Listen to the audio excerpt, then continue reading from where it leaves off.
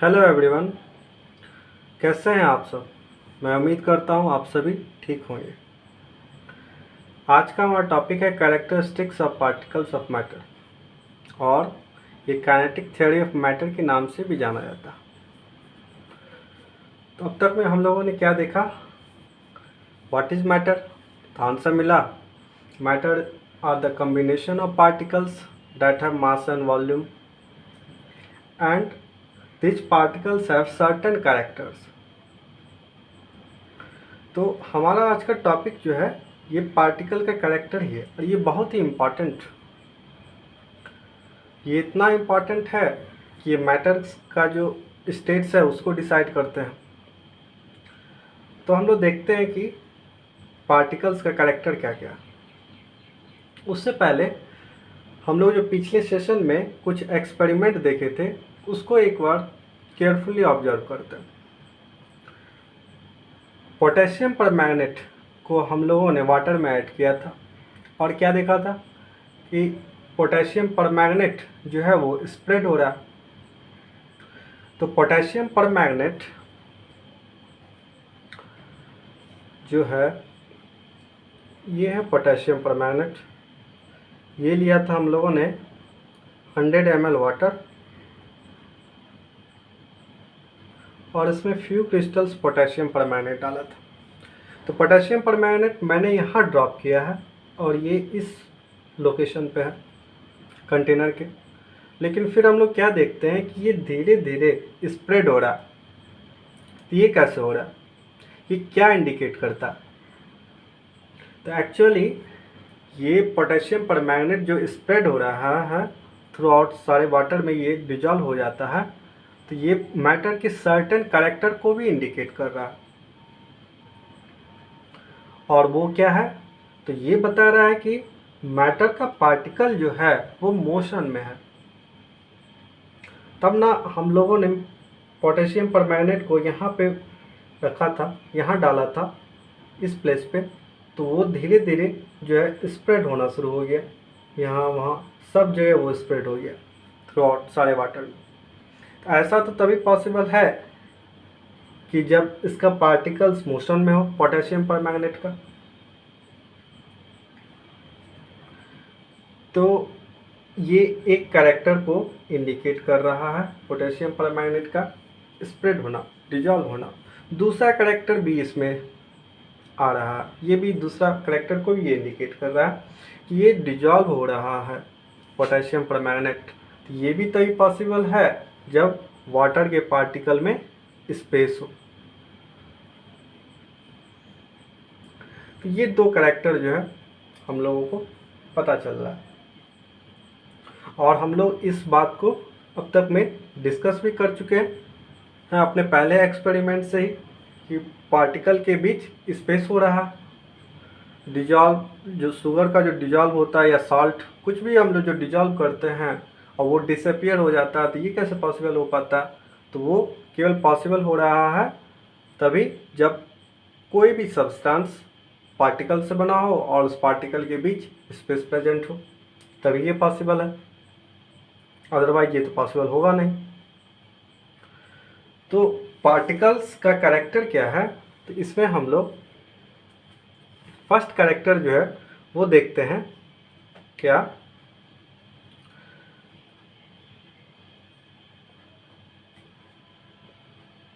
Every matter is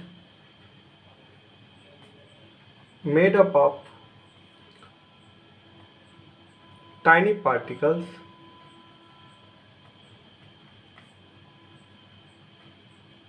which have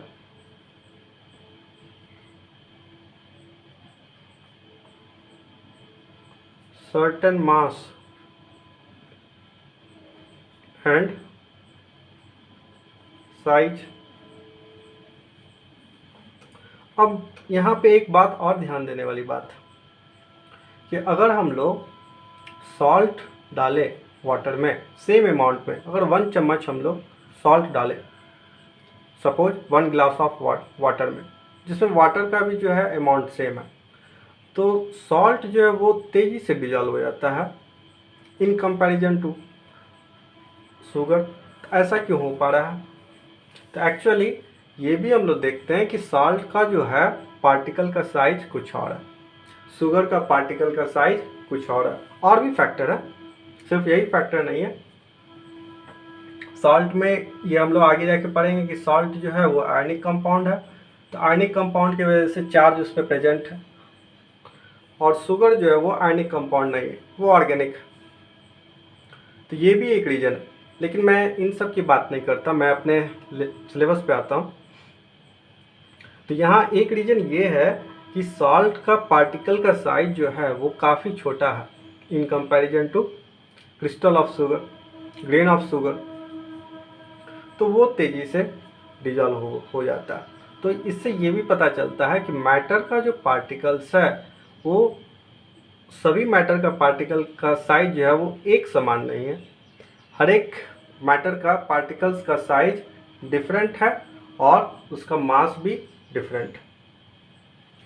दूसरा important character जो हम लोग डिस्कस कर चुके हैं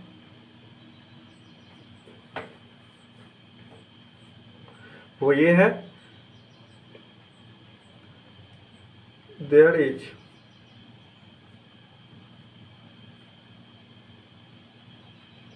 हाइट और इंटर पार्टिकल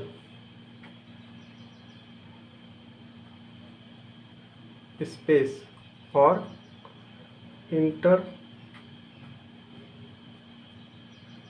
मॉलिक्यूलर स्पेस, या गैप भी हम लोग लिख सकते हैं,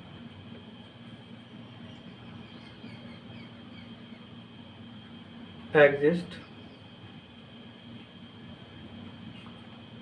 बिटवीन द पार्टिकल्स। तो हम लोगों ने जितना भी एक्सपेरिमेंट देखा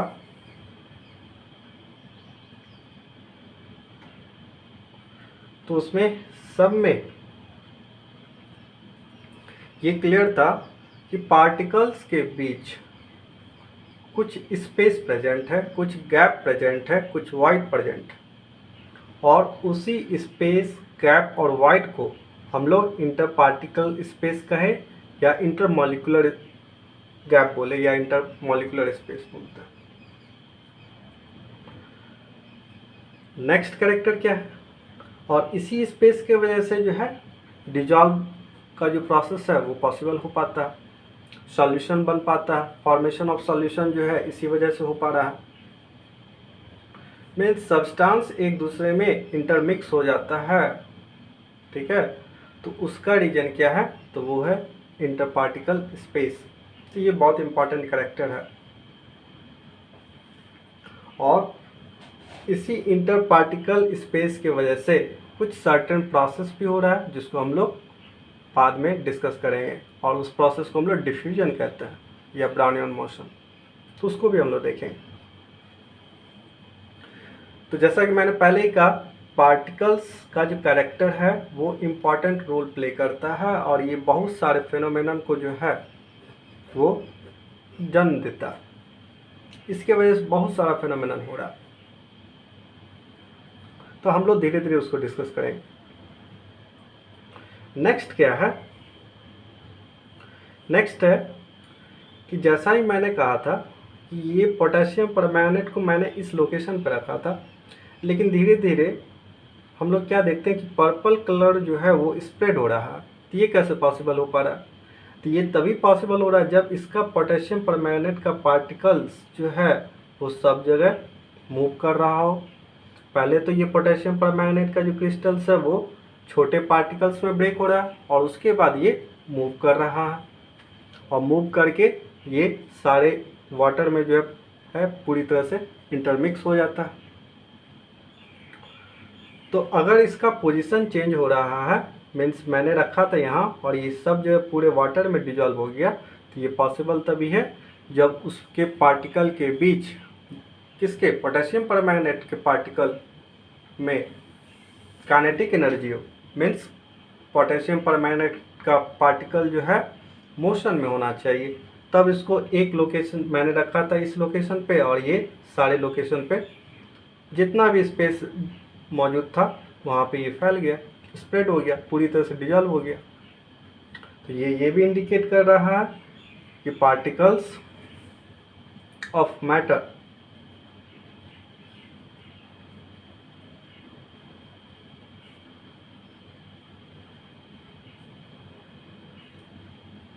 आर इन मोशन, ये मोशन में है। दे पोजेज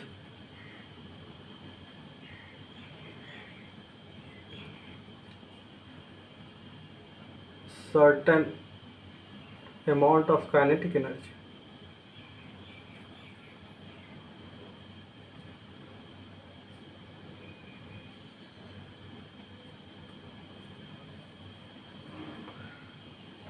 इसका बहुत सारा एग्जाम्पल है।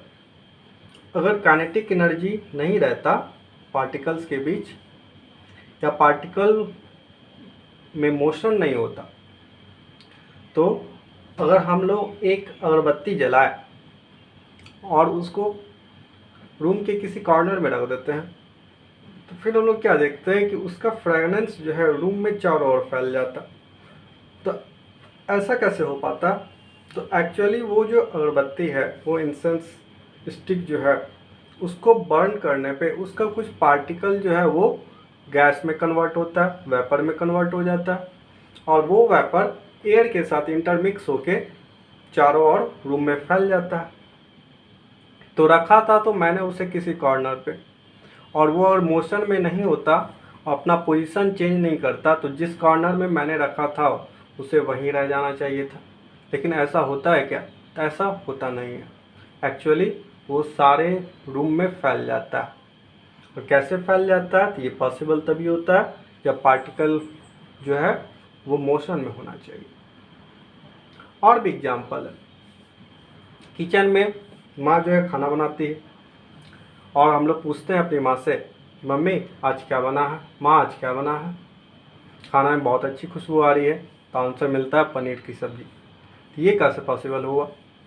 खाना तो बन रहा था किचन में और आप बैठे थे किसी और रूम में, लेकिन वहाँ से आप किचन से आपकी रूम तक वो स्मेल कैसे पहुँच गया? तो एक्चुअली ये भी जो हो रहा है वो मैटर का जो पार्टिकल्स है मोशन में है, इसी की वजह से हो पा रहा है।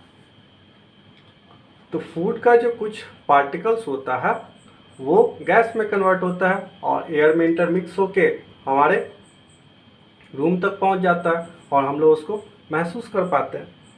तो ये सारा एग्जाम्पल जो है ये इस बात को प्रूव करता है कि मैटर का पार्टिकल्स जो है वो मोशन में है।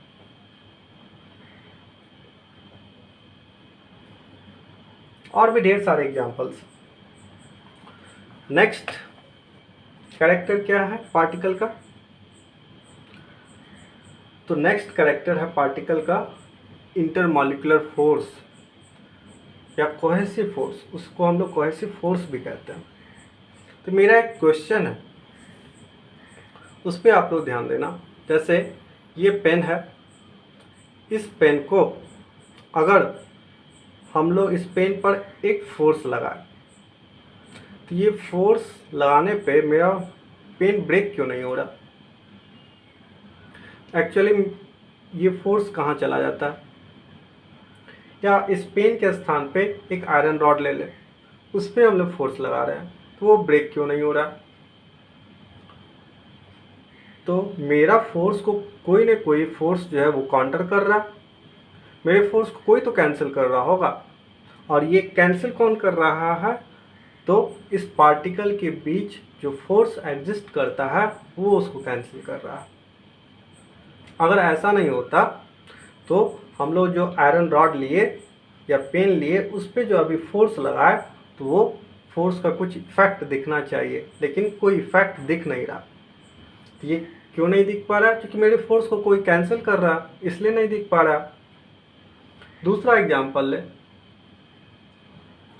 एक हम लोग रबर बैंड लेते हैं, उस पर फोर्स लगाते हैं, तो एक्चुअली उस रबर बैंड पे जो है फोर्स लगाने की वजह से अगर सफिशिएंट फोर्स लगाएंगे तो वो स्ट्रेच हो जाता। तो इस फोर्स का इफेक्ट दिखा ना। लेकिन स्ट्रेच होता है, लेकिन वो ब्रेक नहीं होता। अगर इतना फोर्स नहीं लगाया जाए जिससे वो ब्रेक हो पाए, मतलब एक सर्टेन लिमिट तक हम लोग फोर्स लगा लें जिससे वो ब्रेक ना हो, तो वो ब्रेक क्यों नहीं हो रहा। सपोज हम लोग 1/2 न्यूटन फोर्स लगाए किसी रबर पे और वो ब्रेक नहीं हुआ, तो वो 1/2 न्यूटन फोर्स क्यों, कहाँ चला गया, उसको तो ब्रेक हो जाना चाहिए था उससे। तो ये सब सारी बात से जो है स्पष्ट है कि मैटर के पार्टिकल्स के बीच एक फोर्स भी एग्जिस्ट करता है। तीसरा एग्जांपल लेते हैं हम लोग। अगर हम लोग अपना हैंड हवा में हिलाए तो हम लोग अपना हैंड को आसानी से कैसे हिला लेते हैं, और को उसी हैंड को अगर हम लोग किसी टेबल के क्रॉस वहाँ अगर हिलाए, ठीक है, मूव करे या उसको यहाँ पे इस तरह से स्ट्राइक करे, तो क्या ये हमारा हैंड उस टेबल को क्रॉस कर पाता है क्या। तो एक्चुअली वो टेबल को क्रॉस नहीं कर पाता। सेम काम एयर में पॉसिबल है। एयर में हम लोग जिधर चाहे उधर अपना हाथ मूव कर सकते हैं, लेकिन उस टेबल में अगर हम लोग एक फोर्स लगाए इस तरह से, चाहेंगे कि मेरा हाथ जो है टेबल के दूसरी तरफ चले जाए, तो ये पॉसिबल नहीं हो पा रहा। क्यों नहीं हो पा रहा, तो एक्चुअली मेरे फोर्स को कोई अपोज करता है। एयर में इसलिए हो पा रहा था क्योंकि एयर के पार्टिकल्स के बीच जो फोर्स है वो बहुत ही कम है, बहुत कम।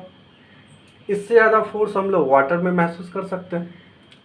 सेम प्रोसेस को जो है अगर हम लोग वाटर में रिपीट करें तो वहाँ हम लोग स्पष्ट देखेंगे कि वहाँ पे हम लोग थोड़ा सा अपने हाथ पे भी कुछ फोर्स महसूस करते हैं। तो वो फोर्स जो है वहाँ पे हम लोग आसानी से अपने हाथ को वहाँ पे ही मूव कर पा रहे हैं, और जो फोर्स हम लोग महसूस कर पा रहे हैं वाटर में, तो वो फोर्स कहाँ से आ रहा है, तो वो वाटर के पार्टिकल्स के बीच जो फोर्स है उससे आ रहा है। तो इन सारे एग्जाम्पल से ये भी बात क्लियर है कि पार्टिकल्स के बीच जो है कुछ सर्टेन फोर्स होता है। तो हम लिख सकते हैं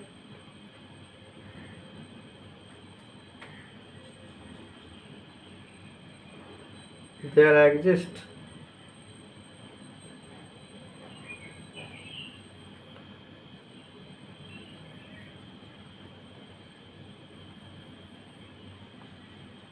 some intermolecular force, some force ही लिखते हैं या इंटरमोलिकुलर फोर्स ही लिखते हैं, कोई फर्क नहीं पड़ता।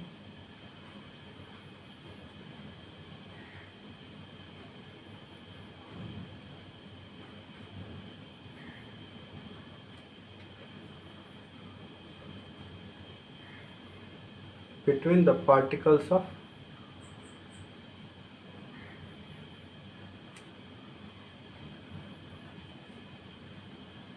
matter,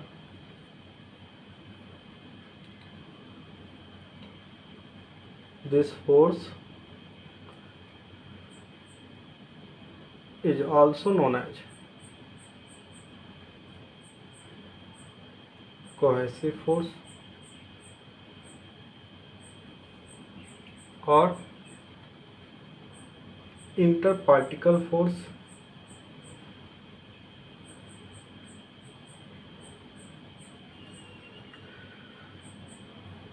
तो हम लोग देखें कि पार्टिकल्स के बीच कुछ फोर्स एग्जिस्ट करता है जिसको इंटरमोलिकुलर फोर्स कहते हैं। कोहेसिव फोर्स भी उसी का दूसरा नाम है और इंटरपार्टिकल फोर्स भी उसी को कहते हैं। और ये सारे कैरेक्टर को ही हम लोग काइनेटिक थ्योरी के नाम से जानते हैं। इस सारे कैरेक्टर को सम अप करें तो इसको हम लोग मैटर के काइनेटिक थ्योरी को के नाम से जानते हैं इसको।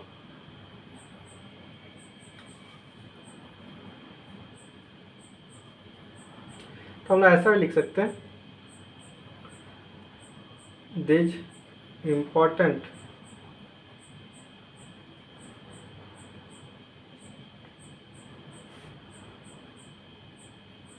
characteristics of matters are sum up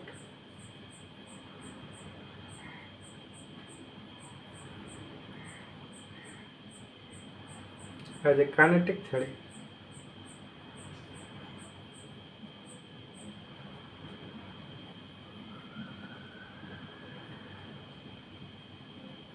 of matter. तो ये था पार्टिकल्स का कुछ कैरेक्टर, और ये कैरेक्टर मैं अगेन रिपीट कर रहा हूँ, बहुत इम्पॉर्टेंट है, क्योंकि ये मैटर का जो फिजिकल स्टेट है, सॉलिड, लिक्विड और गैस, उसको डिसाइड करेगा। ये कैसे मैटर का सॉलिड, लिक्विड और गैसेस स्टेट को डिसाइड करता है, तो इसको हम लोग डिस्कशन करेंगे। Thanks for watching.